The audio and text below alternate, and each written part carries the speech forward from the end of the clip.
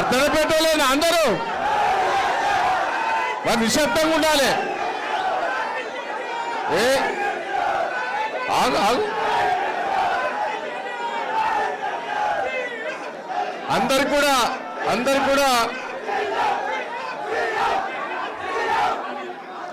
కూడా నమస్కారాలు. వేదికను అలంకరించిన పెద్దలందరికీ, అరువు రమేష్ గారు ఒత్తుడు పార్టీకి లాభం, పోవుడు కూడా దెబ్బతిన్నాం.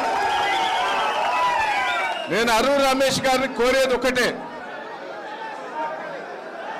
నువ్వు పోయిన తర్వాత కూడా అసలైన కార్యకర్తలు కూడా ఉన్నారు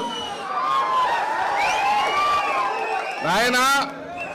నేను రమేష్ గారిని రిక్వెస్ట్ చేస్తున్నా, నువ్వు పోయినా కూడా గ్రామ సర్పంచులు ఐలోన్ మండలం, వర్ధనపేట మండలం మెజార్టీ గెలిచినాయి. ఏంటండి నేను ఒకటే రమేష్ గారిని రిక్వెస్ట్ చేస్తున్నా, అందరినీ కలుపుకొని పోదాం. కష్టకాలంలో ఉన్నవాడు కూడా గొప్పోడు. నేను కేటీఆర్ గారిని, హరీష్ రావు గారిని కూడా రిక్వెస్ట్ చేస్తున్నా, ఇప్పుడు ఐలోన్ మండలంలో కానీ వర్ధనపేట మండలంలో కానీ సర్పంచులు కూడా మంచి గెలిచినాయి. రమేష్ ఉంటే ఇంకా వన్ సైడ్ గెలిచేది, దాంట్లో వాస్తవం.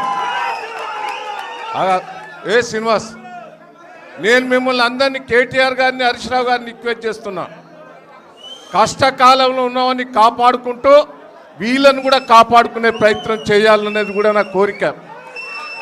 రమేష్ గారిని కూడా పాపం కొంత కడియం శ్రీహరి చేయబట్టే పోయిండు. కడియం శ్రీహరి గారికి టిక్కెట్ ఇచ్చుడు, గసుండి మోసగానికి టిక్కెట్ ఇచ్చిందనే బాధతోటే పోయిండు, అది వాస్తవం. ఏదో కేసీఆర్ గారి మీద కానీ, కేటీఆర్ గారి మీద కానీ, హరీష్ రావు గారి మీద ఏ కొద్ది కూడా కోపం లేదు.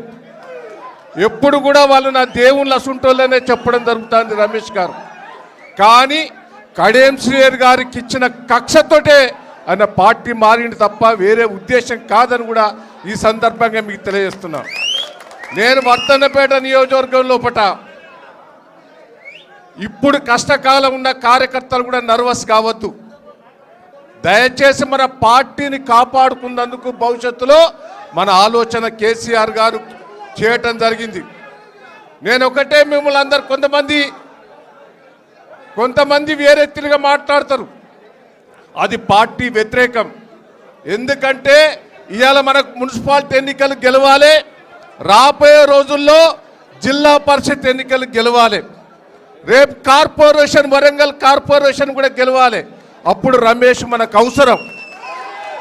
దయచేసి నేను మిమ్మల్ని అందరినీ కూడా కోరుతున్నా, కేంద్రంలో బీజేపీ పార్టీ అధికారంలో ఉండి కూడా రమేష్ గారికి గుర్తింపు బీజేపీ పార్టీ ఇచ్చిన, కేసీఆర్ బీఆర్ఎస్ పార్టీ మీద అభిమానం వచ్చిన రమేష్ గారికి నేను గట్టిగా చప్పట్లు కొట్టి అభినందించాలని కూడా ఈ సందర్భంగా నేను వేదికను అలంకరించిన పెద్దలందరూ కూడా కోరుతున్నా, అందరం కలిసికట్టుగా పనిచేద్దాం.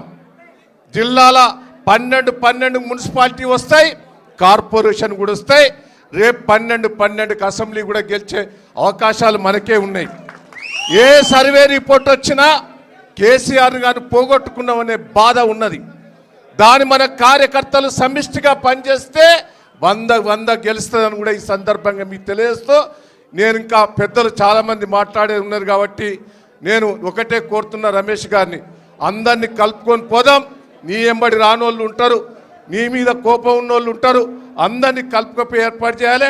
నేను మిమ్ములను కూడా ఇవాళ జాయిన్ అయిన వాళ్ళందరినీ కూడా, వాళ్ళు టీఆర్ఎస్ పార్టీలో ఉద్యమకారులు ఉన్నారు, టీఆర్ఎస్ పార్టీలో పనిచేసిన వాళ్ళు మొదటి నుంచి కూడా ఉన్నారు, వాళ్ళందరినీ కలుపుకపోయే బాధ్యత నాది కూడా అని కూడా ఈ సందర్భంగా తెలియజేస్తూ ఈ అవకాశం ఇచ్చినందుకు కృతజ్ఞతలు, ధన్యవాదాలు.